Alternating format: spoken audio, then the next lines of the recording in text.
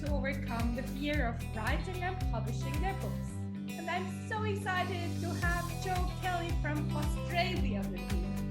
Joe is a multi-passionate designer with over 20 years industry experience in traditional design, 3D animation for future films, TV and games, and most recently into app development. Joe's apps lead from the heart and meet women where they are to support and help them. As women, Joe says, we lead from the heart in all what we do, and we typically need more time to process and digest what is happening to and around us. While apps make for men focused on drive, adrenaline, and success, her apps meet women where they are today and support them in taking stock of where they are, processing their emotions, and helping them move forward, having positively grown from the experience. Joe passionately embraces the moniker mompreneur and has recently launched the app Calm Timer. It's an app designed especially with women's emotional, mental, and daily challenges in mind. Welcome to the show, dear Joe. Thank you so much, Esther. It's wonderful to be here with you at long last. Yes, so let's jump right to the first question, Joe. What has been your turning moment in life? I have quite a few, actually. So I think my first one was when I was 15. I wanted to be an architect. But my family went through hard times and they couldn't afford for me to continue high school. So they said, off you go work, which was a bit unfortunate. But you know what? It's the beginning of the path that led me on to an amazing journey to where I am today. So I think myself putting myself through university was probably one of the next ones, and meeting the love of my life and having a family, and now developing apps. Yes, and that's why we met. That's right. We met on IG, right? And our lives have been richer for it. So your recent baby, it's Calm Timer, is it? That's right. It certainly is. It's a wonderful passion project, I suppose you could call it. I made it for other people, but I made it for me first. Tell me more. I spend a lot of hours in the office, as you can imagine, developing apps, and getting into that primed, focused state fast and staying there longer was so elusive, you know, with the phone calls and people knocking at the door and things coming and going. So, and I discovered these wonderful audio forms called Binaural Beats, which I don't know if you've experienced it or not, but they're absolutely fantastic because you've got two waveforms, one for each ear, but they're slightly out of balance with each other. So what you're hearing, your brain perceives as a single waveform, as a single lot of music, but it's actually two. And it's within the gap of that two that your brain creates this, what's called the ghost waveform. And it's that ghost waveform that your active wandering brain goes, what on earth am I looking at here? What am I listening to? And it stops your mind from wandering. So that lets you be able to dive into a primed, relaxed state faster, and so that you can concentrate without distraction and you can achieve more and stay focused longer, which I love. Beautiful, Joe. And so your app, your baby, how did it go? I mean, it must be hard as a woman in this design development, app development field. How was that? Yeah, it's really interesting, actually. It's quite different than what you expect, because men have a very interesting approach of how they're going to process and how they're going to work through a project. And me, it's completely different. I have a vision of where I want to go and what I want people to feel. And so I design it backwards in a lot of ways rather than methodically going through it forwards and then going, but I know where I want to end. So with that in mind, I can actually design it backwards to design it the way that I want it. And yeah, it's been a really rich and rewarding experience. I'm about to go into my next app. I'm actually on it at the moment while I'm talking to you. And I've got another 2 coming out this year. Wow. I know, it's a very secret. I can't tell you too much, but it's very exciting. It's very exciting. Wow. What was your first app you developed? My first app was for kids with disabilities, actually, which is really, really interesting. So it's particularly for kids with autism. It's a therapy tool. So our daughter had lost speech for a couple of years. So we had to go through this whole journey of trying to get speech back. And it was through that journey of therapy and speech and everything else that I came across a whole heap of people that needed help. And there was nothing there. They could either go and see a therapist, or, you know, they could wait and just hope that their child gets better. So I ended up doing a course and working out what it was that they needed. That was through their therapy centres. And it was like, oh, this makes sense. So instead of them carrying all of these resources they need that they would physically have to handle and carry, it's now on an app. So much easier, it's better on their backs, it's faster, the kids love it, it's interactive, and you know what, it saves everyone a lot of time and frustration. So it creates a safety net that they can learn and develop within. So amazing. I got goosebumps when you talked about that. Oh, that's so sweet. Thank you for saying so. That's so lovely. Amazing. And how does it feel as a female developer in this field? I mean, what do your male colleagues talk about your apps? What do they say? I don't get it really. They go, you know, they don't see it because it's I don't know. It's a bit like saying to your husband, what do you think about these flowers in the background? They go, the flowers. But for us, it's like, oh, it's an aesthetic, and we've got the right balance of the whites and the pinks and everything else going on. But so I'm coming at it from a different angle. I'm coming from the heart. I'm coming at it from a need, rather than, oh yeah, that's the latest trend, let's do another motivational app. But yeah, it's a different drive, and I think it's that edge of coming at it from a different angle that's actually going to help more people, help more women, because it's coming from somebody who actually understands the pain that they're going through and the hardships they're dealing with, and trying to find, or helping them find, a nice resolution for that. So I think a lot of people say being in a minority in a large industry is actually a disadvantage. I think it's an advantage, because you're looking at things completely different from all of the other people that are in there. And how about fear? What was there fear before you started developing the app?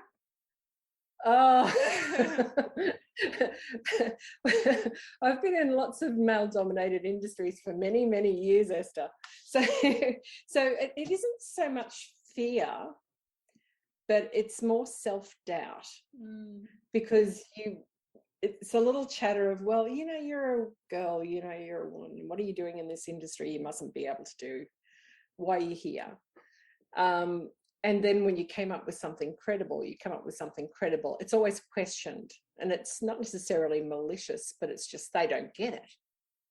So I think my biggest hurdle was stopping believing and stopping doubting myself, believing that chatter and stopping myself from listening to it, and just going, well, you know what, I've got that experience as well, the same experience as the guys. I've got the same knowledge, I've got different knowledge, and I've got a different perspective completely. So it was more believing in myself and where it could not necessarily go, but believing in myself and my vision of where I want to take it, and that it might not work, but it may.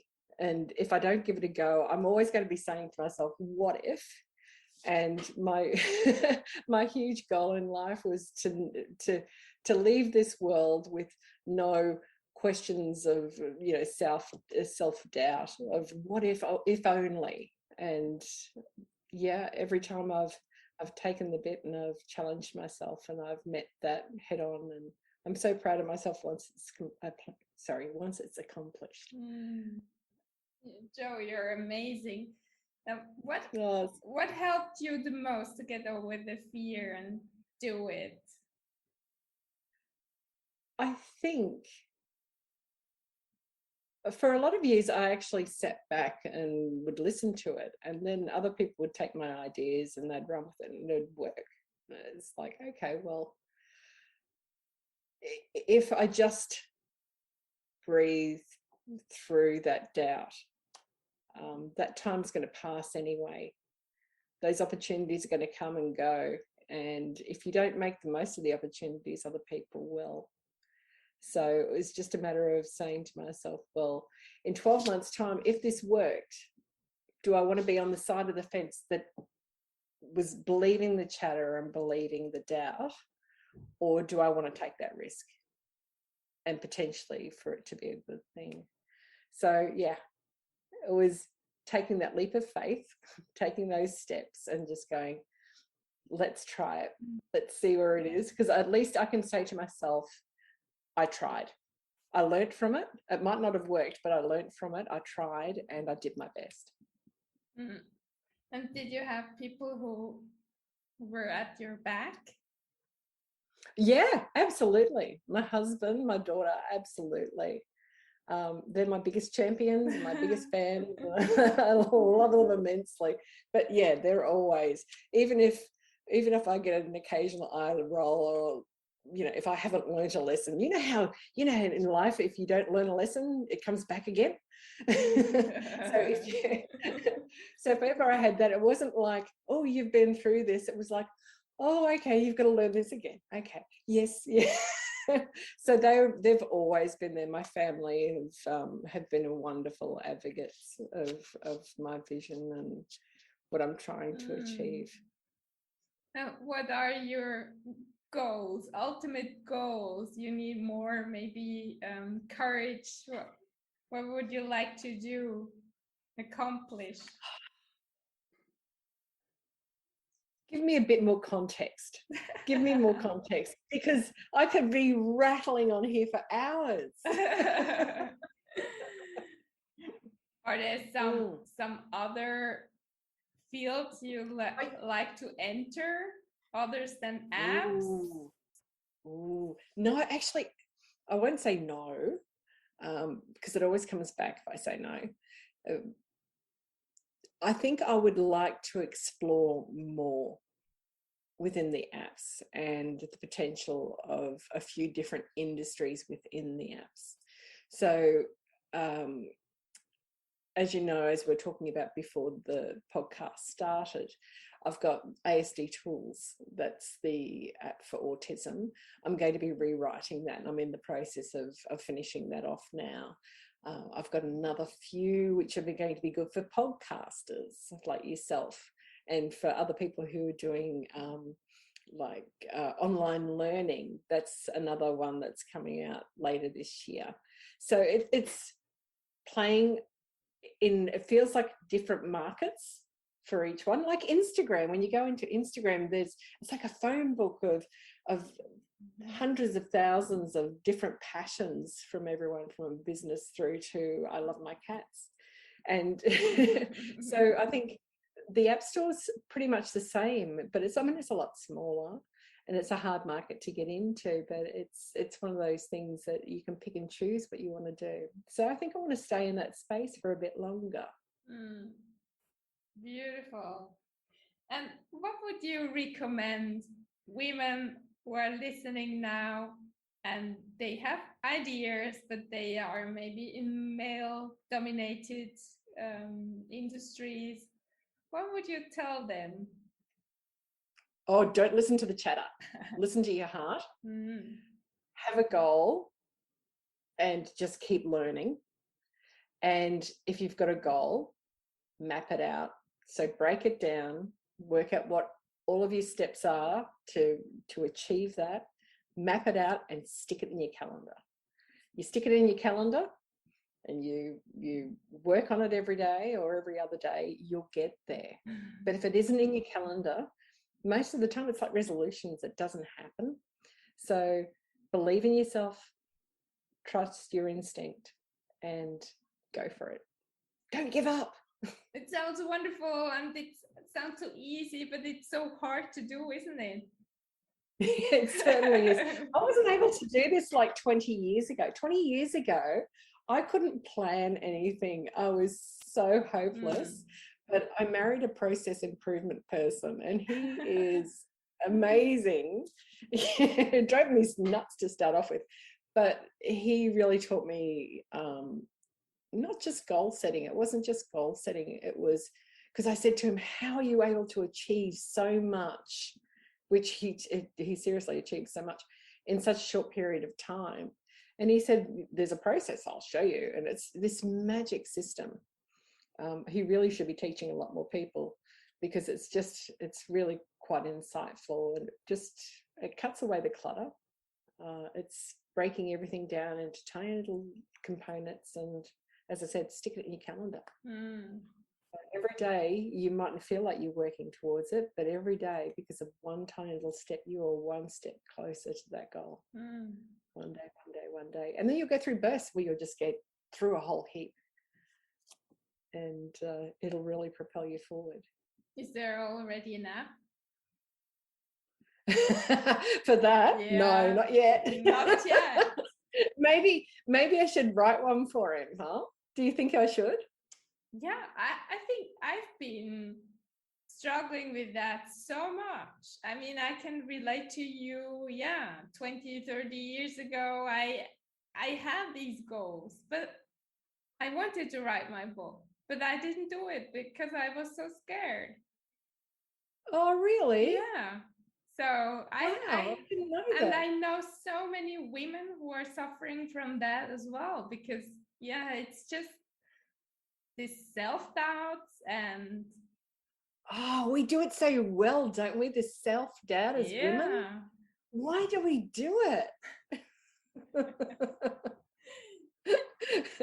We need to liberate women, Esther. We need to liberate them. Liberate them from self-doubt. How can we do that?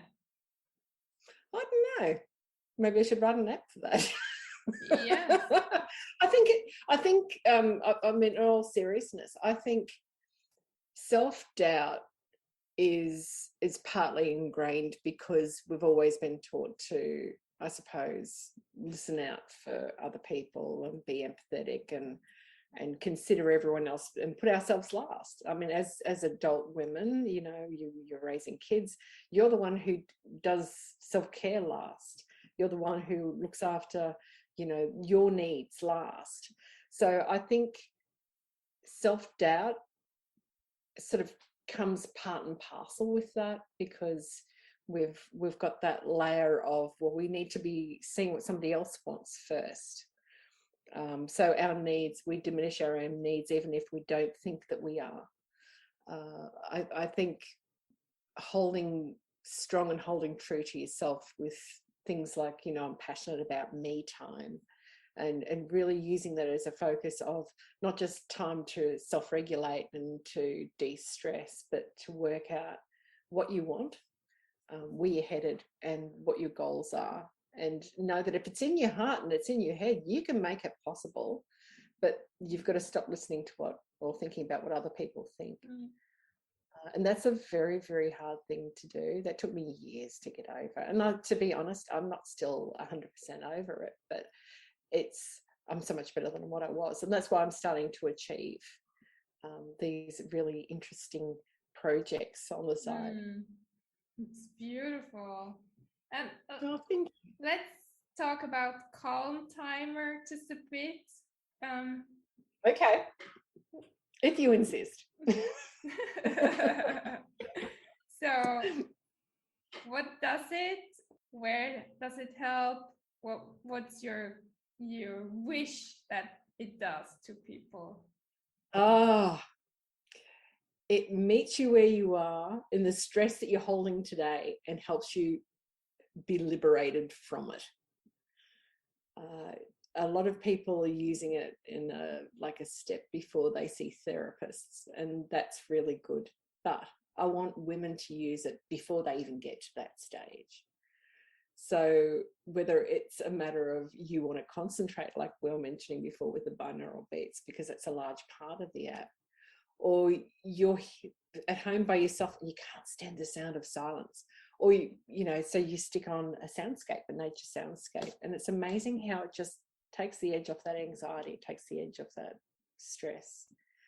So it's designed to be a mental health boosting app that you use every day, whether it's you wake up in the morning and you read an affirmation, or you read some motivational quotes. So it just gives you that fire and that spur and just motivates you into action. There's a Pomodoro style timer that you use a binaural beat with, so you can focus and get more done even faster than you'd expect. It unblocks creativity. Our mutual friend Issa is an artist, Isadora artist. She was blocked, I think she said, for 10 days with some artwork, and she just couldn't find a palette and she couldn't get it back into a groove. And I sent her a copy of Calm Timer, and she sent me the most amazing voice message saying, oh, I'm unblocked. This is amazing. I'm going to tell the world. it's things like that that I think people just need to find where the tension points are during the day, where they feel blocked, and just find a way of getting over it. So Calm Timer may be the answer. It might not, but I'd love you to try it out. There's a 3-day free trial if you'd like to. Just go over to the App Store and download it and have a try. And this beautiful feedback from your artist friend must have been the biggest gift to you, isn't it? Oh yeah, it was actually.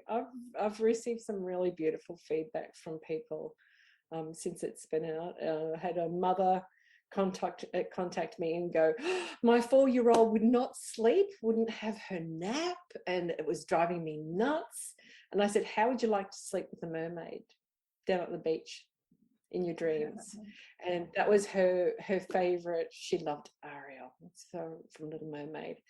And her daughter said, oh, yes, okay. So she put on the sound of the soft waves at Ibiza, just slowly lapping against the shore. And she said her daughter fell asleep like within 5 minutes, which was a record for her. And she woke up and said, oh, Mummy, can I sleep with the mermaids again tomorrow, please? So these are the types of things that I'm getting. It's amazing the different stories, and none of them are the same. So it's everything from, as I said, from our artist friend through to mothers, through to people that are just they're suffering anxiety and they've never been able to really fully relax, and they're suffering from insomnia. So it's giving them that mental space just to breathe and relax. And it's meditation without the chatter. So if the chatter grates at you, or you don't need to be told, just to breathe and close your eyes, and you find that rubs you the wrong way, Calm Timer is definitely the app for you. So amazing, Jo. Where can people reach you best? Instagram at Calm Timer. And the other, for the disabled? Oh, okay. ASD Tools _ app at Instagram as well. We will link that also in the show notes. So. Oh, that's very kind. Thank you so much. So for ending, what would be the last 3 truths you would tell our audience? Oh, I've been thinking long and hard, actually, about believe in yourself and never let anyone dull your sparkle, ever. Change is possible, and all you need is a goal. So I know, seriously, I know it sounds like it's impossible that you can go, oh, I don't have the experience, or I don't have the knowledge, or I don't have the money or whatever. Map it out. Work out what it is that you're lacking and map it out. And you'll find that if you go from your end goal and start breaking it back, you'll find a starting spot that was in front of you the whole time and you either didn't see or you overlooked. And it's amazing. It really is amazing. And just to keep moving forward. Keep moving forward, you can do it. Thank you, Jo. You are so beautiful. Oh, right back at you, lovely lady. This has been absolutely